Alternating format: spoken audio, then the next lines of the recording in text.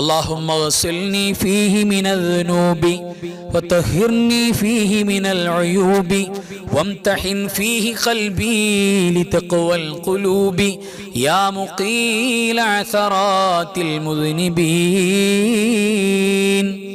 അല്ലാഹു സുബ്ഹാനഹു വ തആല പരിപൂർണമായി ഖബൂൽ ചെയ്യട്ടെ. അല്ലാഹു ഇതിന്റെ കൂലി പരിപൂർണമായി തരട്ടെ. ആമീൻ യാ റബ്ബൽ ആലമീൻ. ഇനി ഇന്നത്തെ തറാവി നിസ്കരിക്കുന്ന ആളുകൾ, പ്രത്യേകിച്ച് ലൈലത്തുൽ ഖദർ ഇന്നാകുമെന്ന് വലിയ മഹത്തുക്കൾ പറഞ്ഞിട്ടുള്ള ഒരു രാവും കൂടെ 23-ാം രാവ്. അപ്പോൾ ഇന്നിന്റെ തറാവിഹ് ആ ഒരു പോലീസ മാത്രമല്ല, അല്ലാഹു സുബ്ഹാനഹു വ തആലയുടെ മുന്നിൽ അല്ലാഹു നമുക്ക് വലിയ സൗഭാഗ്യങ്ങൾ സ്വർഗത്തിൽ ഒരുക്കി വെക്കുമെന്നാണ്. ബനല്ലാഹു ലഹു മദീനത്തൻ ഫിൽ ജന്ന, സ്വർഗത്തിലൊരു മദീന തന്നെ അവർക്ക് അല്ലാഹു പകരം കൊടുക്കും.